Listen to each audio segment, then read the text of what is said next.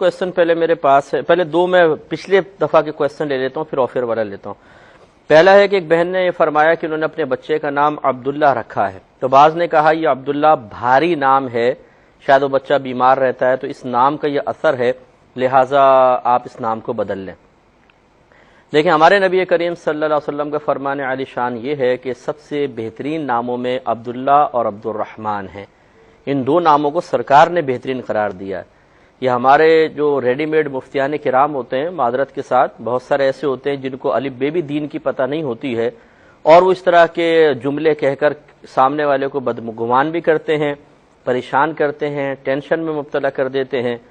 اب ان سے یہ سوال کیا جائے کہ کیا آپ کو علم غیب ہے کہ آپ کو یہ پتہ چل گیا کہ جی نام سے یہ اثرات ہوتے ہیں؟ حالانکہ اچھے نام کے کبھی بھی برے اثرات نہیں ہوں گے، یاد رکھیں۔ اور ان سے یہ کویشچن کیا جائے کہ جن کا نام عبداللہ نہیں ہے کیا وہ سب کے سب تندرست و توانا رہتے ہیں؟ تو اس کا مطلب یہ ہوا کہ جس کو کوئی بھی بیماری ہو وہ اپنا نام بدلے، تو ہر نام پھر ایسا ہو جائے گا کہ جس میں، اور ہر شخص کو کوئی نہ کوئی بیماری تو ہوتی ہے، تو ہر نام گویا کہ بھاری پڑ رہا ہے۔ تو ناموں کے بھاری واری پڑھنے کا کوئی شرعی طور پہ تصور نہیں ہے۔ اچھا نام ہو تو کوئی حرج نہیں، ہاں برے نام کے برے اثرات ہوتے ہیں۔ خود ہمارے نبی کریم صلی اللہ علیہ وسلم نے نام تبدیل فرمائے ہیں، اور ہماری والدہ سیدہ عائشہ صدیقہ رضی اللہ تعالی عنہا ارشاد فرماتی ہیں کہ نبی کریم صلی اللہ علیہ وسلم ایسے ناموں کو تبدیل کر دیا کرتے تھے جن کے مفاہیم درست نہیں ہوتے تھے، یعنی کوئی خراب معنی نکلتا یا اس میں کوئی مبالغہ آرائی ہوتی، بڑا پن ہوتا، تو سرکار ایسے ناموں کو اکثر پسند نہیں فرماتے تھے، تبدیل کر دیا کرتے تھے۔ لیکن اچھے ناموں کی جس کی خود اللہ کے نبی ترغیب دیں اپنی امت کو، یہ یاد رکھیں کہ جس کی سرکار نے عام ترغیب دے دی اس میں منفی اثرات ہو ہی نہیں سکتے۔ اگر کوئی کہے کہ منفی اثرات ہیں تو خود اس کے اندر منفی اثرات ہیں اصل میں جو باہر آ رہے ہیں، ان کو تھوڑا خیال کرنا چاہیے۔ باتیں کویشچن ہی کیا گیا تھا کہ پرویز نام رکھنا کیسا ہے۔ دیکھیں پرویز جو تھا یہ خسرو پر ایک شخص تھا جو مجوسی تھا، آتش پرست تھا، اور جب نبی کریم صلی اللہ علیہ وسلم نے اس کے پاس دعوت اسلام کا خط بھیجا تھا تو اس نے غصے میں آ کر نام مبارکہ رسول صلی اللہ علیہ وسلم کو چاک کر دیا تھا، چاقو سے پھاڑ دیا تھا۔ جب رحمت کونین صلی اللہ علیہ وسلم کو پتہ چلا، آپ نے ارشاد فرمایا کہ ان قریب اللہ تبارک و تعالیٰ اس کے ٹکڑے ٹکڑے کر دے گا، اور ایسے ہی ہوا کہ وہ خود بھی ہلاک ہوا اور اس کی پوری مملکت بھی ہلاک ہو گئی۔ اور نبی کریم صلی اللہ علیہ وسلم کا فرمان ذی شان ہے کہ اچھوں کے نام پر نام رکھو۔ اس سے آپ اندازہ کر لیں کہ جو اس طرح گستاخ رسول ہو، جس نے اس طرح نبی کریم صلی اللہ علیہ وسلم کے اسم مبارکہ کو چاک کرنے کی گستاخی کی ہو، یقینی سی بات ہے وہ اچھا شخص تو نہیں ہوگا۔ اور سرکار نے فرمایا اچھوں کے نام پہ نام رکھو، تو اس لیے کوئی برا نہ مانے، لیکن بہتر یہ ہے کہ پرویز نام نہ رکھا جائے، کیونکہ یہ اسلامی نام نہیں ہے، یہ مجوسیوں کے ہاں معروف نام تھا جو بہرحال ہمارے مسلمانوں میں بھی رائج ہو گیا، جیسے رستم اور سہراب، یہ دونوں جو تھے یہ مجوسی لوگ تھے، آتش پرست تھے۔ اور یاد رکھیں کہ یہ اسلام حضرت عمر فاروق رضی اللہ تعالیٰ عنہ کے دور حکومت میں مسلمانوں کے خلاف لڑنے کے لیے آئے تھے، دونوں پہلوان تھے۔ ہمارے ہاں تو اپنی تاریخ تو ہمیں پتہ ہی نہیں ہوتی ہے، ہم اپنے بچوں کے نام رستم و سہراب رکھ کے فخر کرتے ہیں کہ جو بڑے پہلوان تھے۔ وہ تھے کون پہلوان؟ وہ آتش پرست تھے، آگ کی پوجا کرنے والے تھے اور پکے دشمن اسلام تھے، اور اللہ تبارک تعالیٰ نے ان کو ایک نوجوان لڑکے سے ہلاک کروایا تھا، مسلمان بچے نے ان کو مارا۔ تو یہ اس طرح کے ہم نام بغیر سوچے سمجھے وہ ہم رکھ لیتے ہیں اور غلطی میں مبتلا ہوتے ہیں۔ ایک طرح سے میں کہتا ہوں غلطی ہوتی ہے کہ اسلامی نام رکھنے چاہیے، تو اس لیے رستم، سہراب، اسی طرح پرویز یہ نام مناسب نہیں ہے۔ دیکھیں یہ نئے نئے نام اس طریقے سے کہ اب لاعبہ اگر عین کے ساتھ ہو تو یہ تو بہت ہی عجیب ہوگا، لاعبہ مانے کھیل کود کرنے والی، اور لائبہ اگر حمزہ کے ساتھ پڑھے تب بھی عجیب و غریب سے نام ہے، اور تحریم نام بننے کی صلاحیت نہیں رکھتا ہے۔ تحریم مانے ہوتا ہے حرام کرنا، تو بہتر ہے کہ یہ سورہ تحریم کے یہ سورتوں کے نام پہ رکھ دیتے ہیں اصل میں، تو پھر سورہ بقرہ بھی تو ہے، اپنی بچی کا نام بقرہ گائے رکھ لیں۔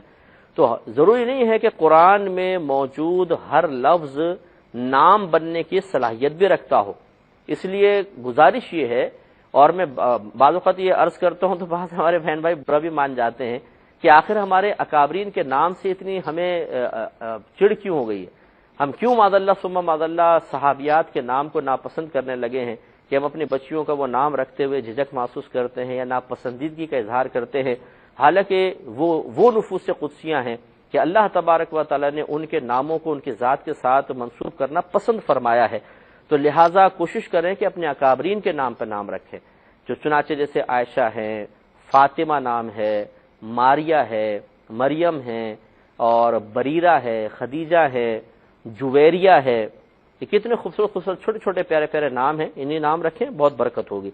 بہن ایک کویسچن یہ کیا گیا تھا کہ عبد الحنیف نام رکھنا کیسا ہے؟ یاد رکھیں کہ اللہ تبارک و تعالیٰ کے صفاتی ناموں کے ساتھ تو عبد لکھنے میں شرن کوئی حرج نہیں ہے، عبد الخالق اور عبد الشکور، عبد الغفار، اس میں کوئی حرج نہیں ہوتا۔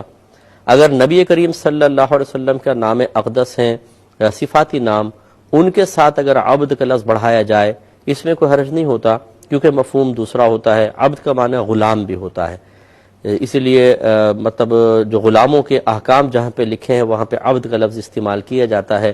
تو اگر لکھے عبد النبی مثال کے طور پہ، اس کا مطلب ہے کہ نبی کا غلام، یہ نہیں کہ معاذ اللہ ثم معاذ اللہ جب ہم کہتے ہیں کہ عبد الجبار، اللہ تبارک و تعالیٰ کے صفاتی نام کو ذکر کرتے ہیں جبار کا بندہ، تو پھر تو وہ عابد والے معنی میں آ جاتا ہے کہ بندہ، کہ اللہ تعالیٰ کی بندگی کرنے والا، اللہ کی اطاعت کرنے والا، اللہ تبارک و تعالیٰ کی عبادت کرنے والا۔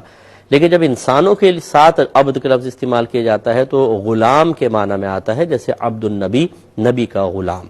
تو اب یہ حنیف جو ہے، یہ چونکہ یہ آپ اس حنیف کا لفظ، حنیف اسے کہتے ہیں جو باطل سے اعراض کرنے والا، ہر باطل سے اعراض کرنے والے کو حنیف کہتے ہیں۔ تو ہر نبی حنیف ہے، ہر نبی حنیف ہے، کیونکہ وہ باطل سے اعراض کرنے والے ہوتے ہیں۔ اسی لیے حضرت ابراہیم علیہ السلام کے دین کو دین حنیف سے بھی تعبیر کیا گیا ہے۔ اس معنی میں اگر کوئی کہے کہ حنیف کا میں غلام ہوں، اس میں کوئی حرج نہیں، تو عبد الحنیف بھی نام رکھ سکتے ہیں اس معنی کے ساتھ۔ تو تفصیل ذرا ذہن کے اندر ضرور ہونی چاہیے، پوری ہو جائے تو پھر اللہ تعالیٰ کا شکر ادا کیجیے گا۔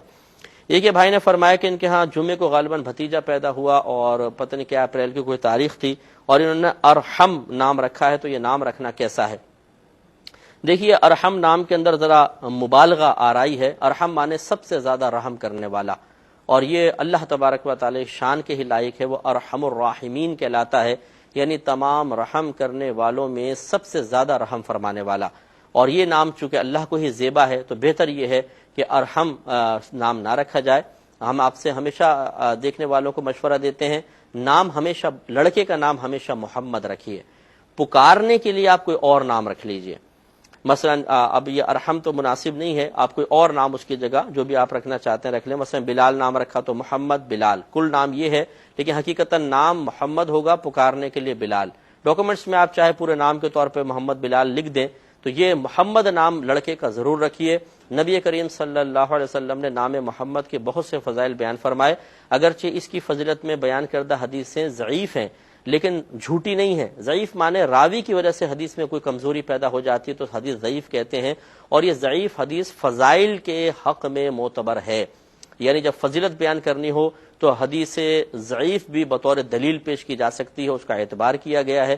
لہٰذا ضعیف حدیثوں میں نام محمد کے بہت زیادہ فضائل ہیں، بلکہ اتنی کثرت کے ساتھ یہ حدیثیں ترک سے مروی ہیں کہ اس کو آپ حسن کے درجے تک بھی لے جائیں تو کوئی حرج نہیں ہے۔ لیکن بہرحال ضعیف حدیث بھی ہو تو فضائل کے باب میں معتبر ہے۔ میں انشاءاللہ ایک چھوٹا سا بریک لوں گا اور پھر آنے کے بعد میں آپ کو بتاتا ہوں کہ اس کے کیا کیا فضائل ہیں۔ ہمیں یقین ہے کہ آپ ہمارا انتظار فرمائیں گے۔ میرے ورد لب ہے نبی نبی رسول ہوں۔ بسم اللہ الرحمن الرحیم۔ نام محمد کے فضائل میں ایک فضیلت تو یہ ہے کہ سرکار مدینہ صلی اللہ علیہ وسلم نے ارشاد فرمایا کہ جس گھر میں نام محمد والا شخص ہوگا اس گھر میں اللہ تبارک و تعالی برکت پیدا فرمائے گا۔ اور ایک روایت کے مطابق میدان محشر میں جس شخص کا نام محمد ہوگا اللہ تبارک و تعالی اس سے حساب میں نرمی فرمائے گا۔ اور بھی بہت سے فضائل ہیں، قلت وقت کی بنا پر اس پہ اکتفا کرتا ہوں۔